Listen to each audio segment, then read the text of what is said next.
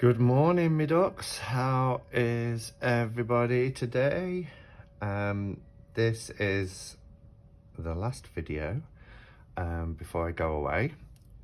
I've still got packing to do. I got back from Glastonbury and unpacked, did all the laundry, everything's drying, and then I'll have some lunch. I'm going to pack my case this afternoon and then head off to the coast to join the folks who are already there until the weekend, so about 4 days away. But I want to take this deck with me, and so that means I've got to fit in to the schedule today doing a sorry, I should have brought a coffee. In fact, hold fire, I'm going to grab a coffee. And as if by magic, here appears a cup of coffee.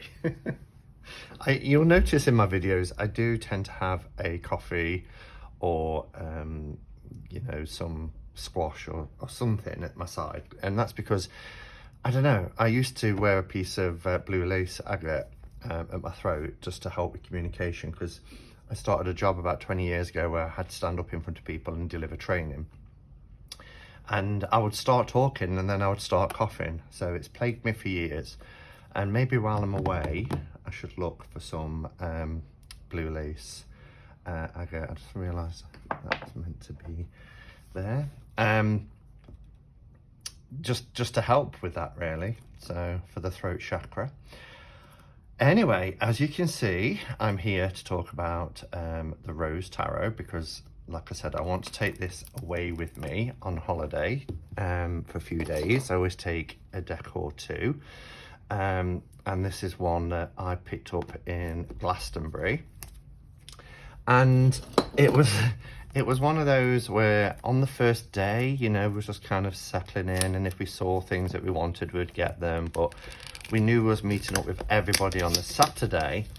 And so, there was no sort of urgency to get things. And I went into a shop called Happy Glastonbury, and I saw this in there, and it was on my Amazon wish list. And so I was like, oh, shall I get it?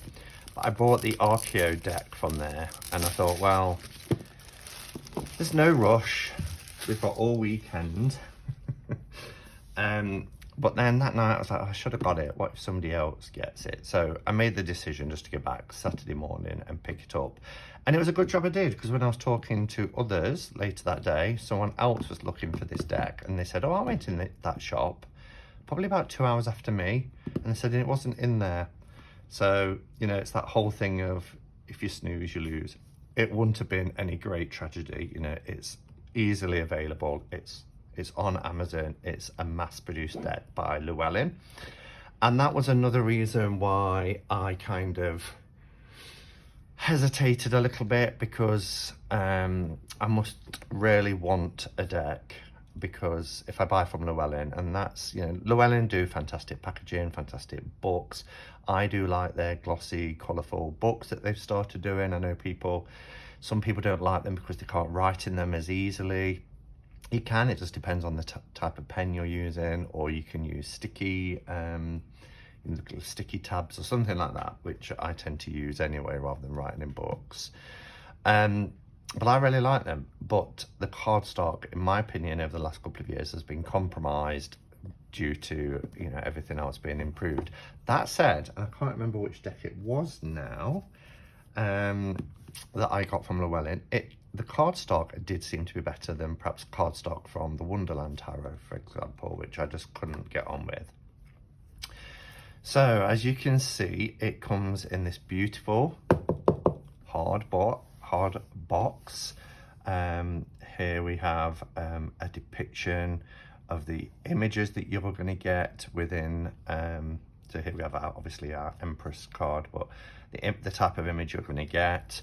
On the box, on the back, it says, "Open the eye of the heart with the divine wisdom of the ages. This lovely deck is unique in the elegance of its line work combined with the richness of its iconography." And I really like that. The way the art is created here is beautiful detailed artwork, and then very soft colour tones applied to it, like almost like colour washes. They're just beautiful. Author and the artist Nigel Jackson developed the Rose Tarot based on his unparalleled expertise in medieval Hermeticism, symbolism, and alchemy. Now, I'm not huge on Hermeticism or alchemy, and again, it was one of those things where I was like, you know, I've got the Alchemical Tarot, and I've read a couple of Robert M. Placer's books, and I you know, whatever people lay onto the tarot is great, especially if it resonates for the reader, or those that are owning the deck. So I have no issues with people putting astrology on, Hermeticism, alchemy, whatever type of symbols or iconography, Kabbalah. Did I already say Kabbalah? Don't think I did. But, you know, that's fine.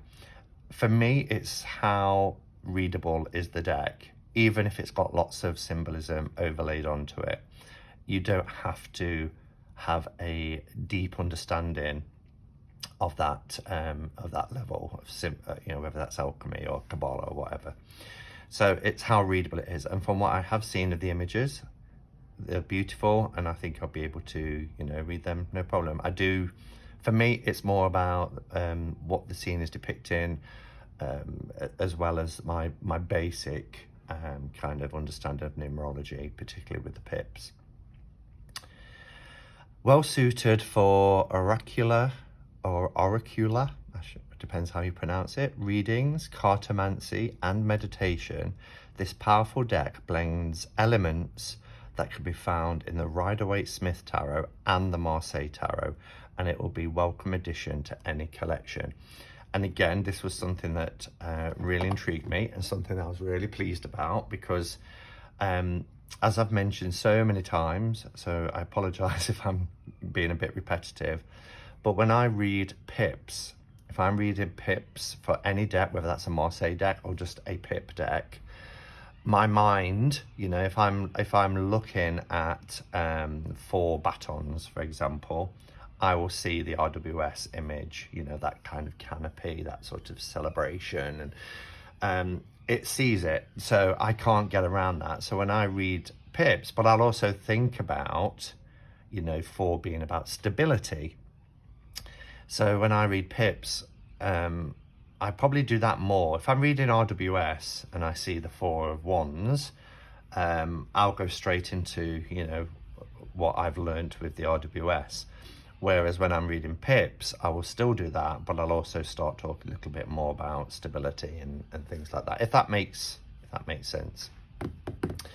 So I like this deck because it is part scenic, part pip. So you get beautiful full scenic images for your majors, and then when it comes to your minors, you've got the pip, but also you've got this kind of oval shape in the center that depicts a scene.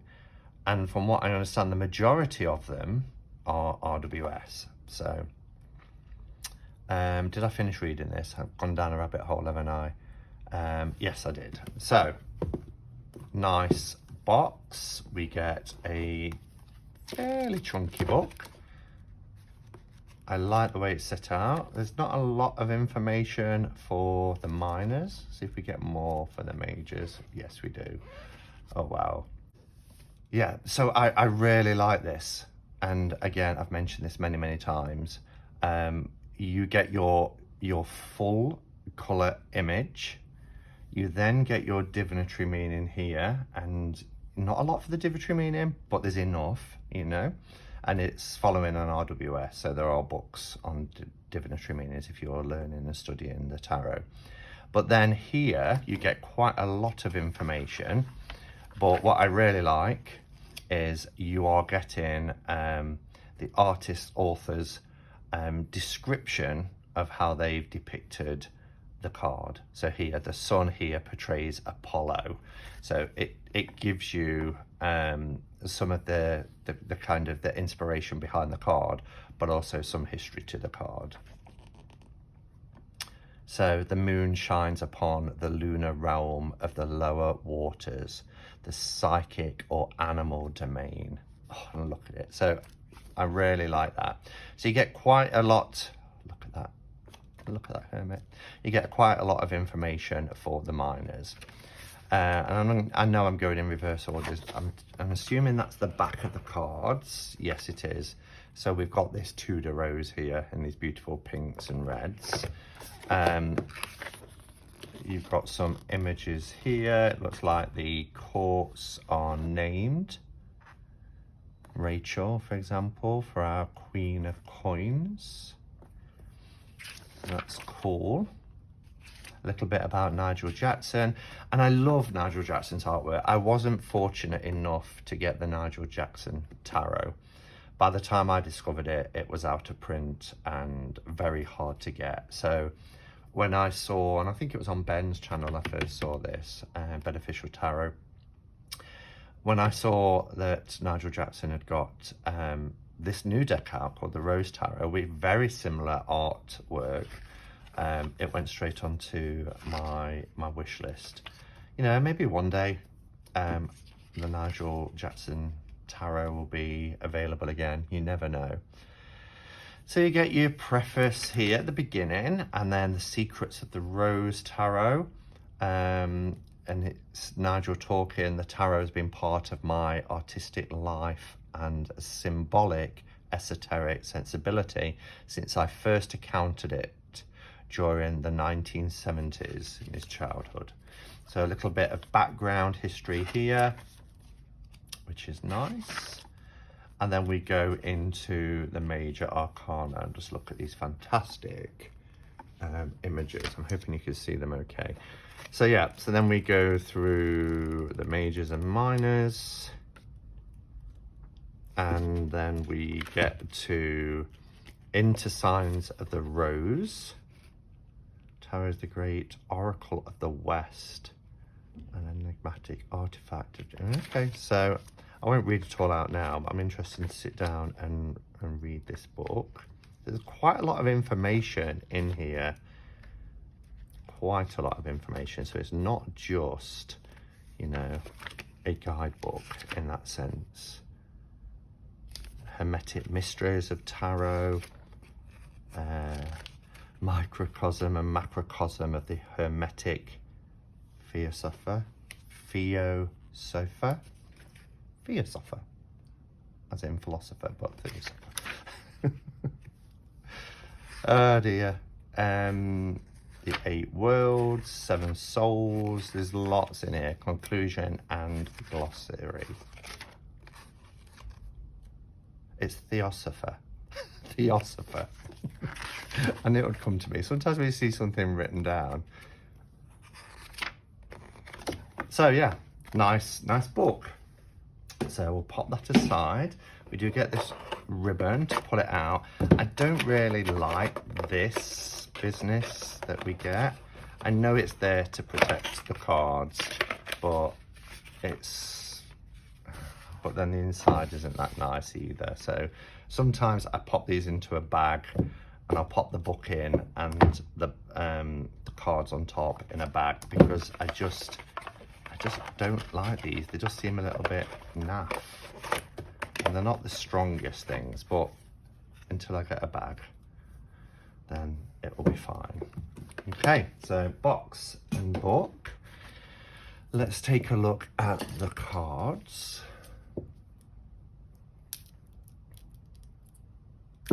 Oops. Okay.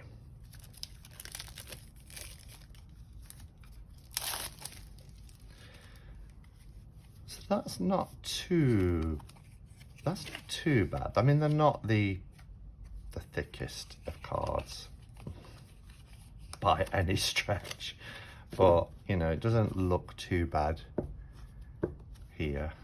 They are quite glossy, which I didn't think Llewellyn did this kind of level of gloss, but in terms of size, I think they're just a little bit smaller than like US Games by a hair. Yeah, not a huge difference, but they are they're the same width, but a little bit smaller. Maybe it'd be easier to show it that way. So pretty standard for Llewellyn Lewscarabeo. All right, so we will do a flip through first, and then I will come back and offer my observations.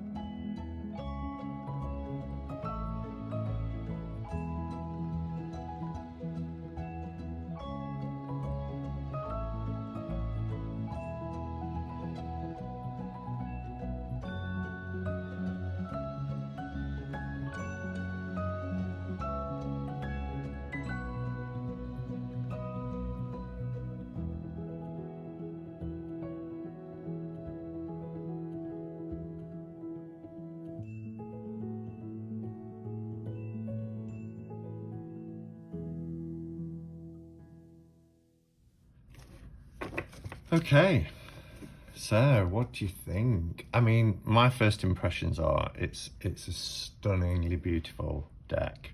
I do like Nigel Jackson's artwork.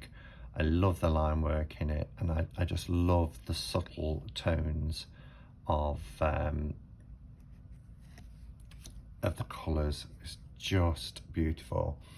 They are, I was going to say they're quite busy. I don't mean busy, but you know, there is esotericism layered onto it, as I mentioned. And again, you can take what resonates and what you're used to working with, and you can still, well, I certainly can still read this with this deck, and I'm looking forward to taking it away.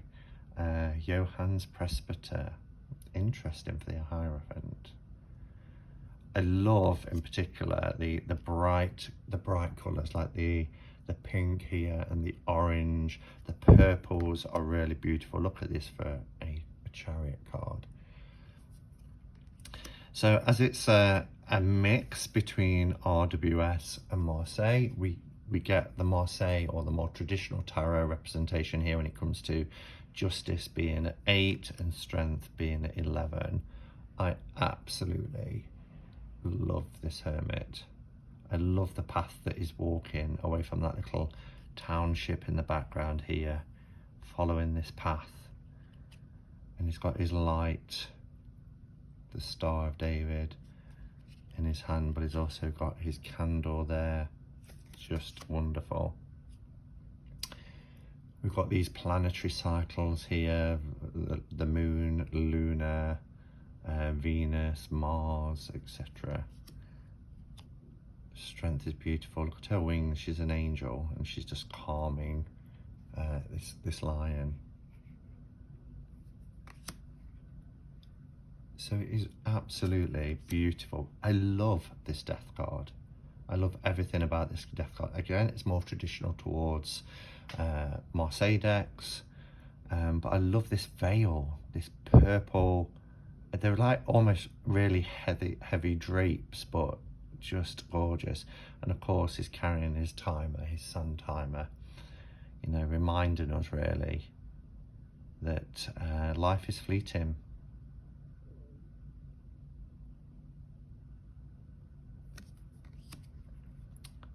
Fantastic Temperance card. I love that it has the duality of everything here. Oh, really beautiful. Even, you know, the red and the white when it comes to the phoenix, sun and moon. Really beautiful. Fire and water, which you'd expect. A great devil card. A really great devil card. You have the face within the belly, which is again a more traditional.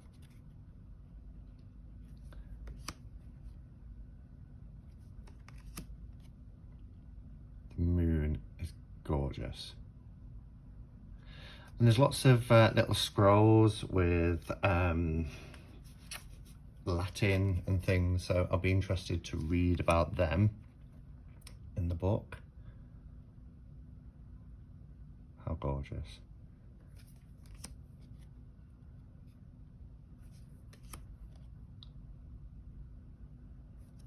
And a very traditional kind of Marseille style for the Ace of Cups.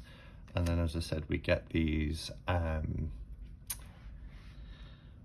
little scenes, which not all of them correspond to the RWS, although, you know, you can see symbol. We've got this siren here, but you've got the which is very water energy, but you've got this kind of two dragons, one red and one white again, and they're in that sort of DNA kind of spiral, showing that they've come together, which is really lovely.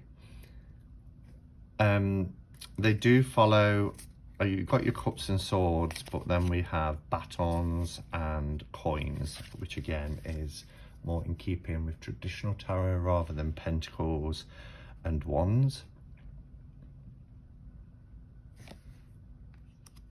And we have the 3 here. I love these Tudor roses. But very different to what we're perhaps used to seeing with the three maidens, you know, being together and raising their cups. But this, you know, is quite RWS. Five of Cups. That's beautiful with the unicorn there.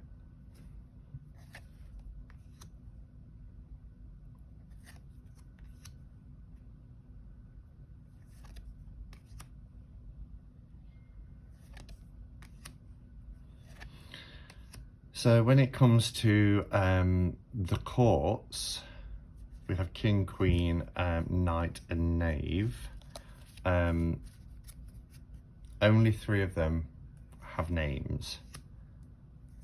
The Knights don't have any names, which is, I mean, it'd be fine if you're laying cards in a spread, but it's a little bit jarring when you see them together like this, that for some reason just 3 out of the 4 are named. The Two of Swords, I love this. The Sun and the Moon, the crossed keys. Three of Swords. You've got the pierced heart here, the anguish, sorrow. Again, this reminds me of the heartbreak that comes from loss suffered by death, rather than you know, a breakup in a relationship as such. You've got the skull here, and you've got the sun timer again. Or it could be heartbreak facing the reality of our own demise.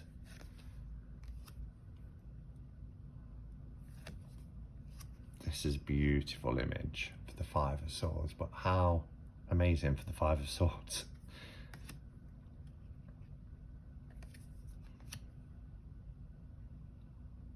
So they're not all RWS, but here, you know, escaping the Eight of Swords, it's like Rapunzel in a tower.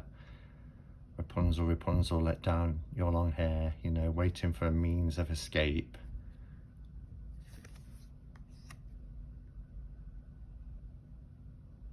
Nine of Swords is usually the nightmare card, but I think I'd be pretty spooked by that. Wow, love that. So yeah, King David, but the Knights don't have a name. And then we have our batons.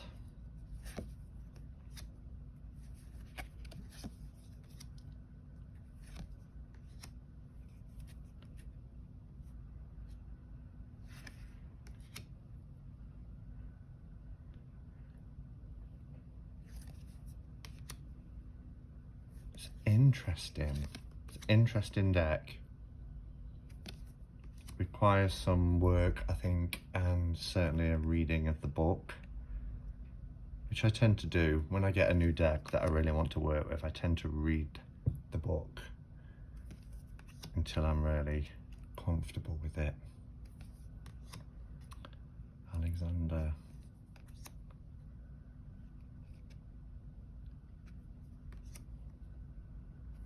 We have Lancelot here.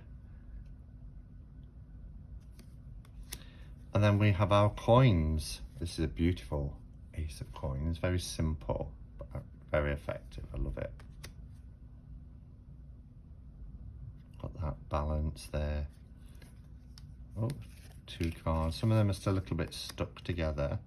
Not majorly so, but you do get that with glossy cardstock until you've broken them in.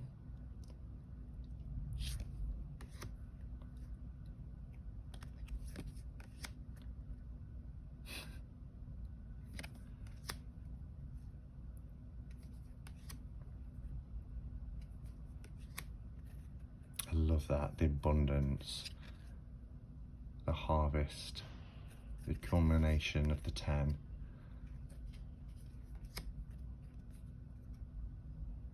So we have Caesar there, Rachel, and Hector. So that's I nearly said the Nigel Jackson Tarot. That's Nigel Jackson's Rose Tarot. I love it.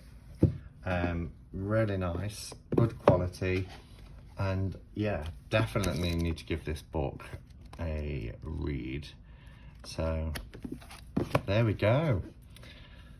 Thank you for watching, everybody. I will be back on Saturday at 4 p.m. for a cuppa and a catch up with you guys. So I will see you then. Have a fantastic week. And until next time, go in peace. Namaste and blessed be.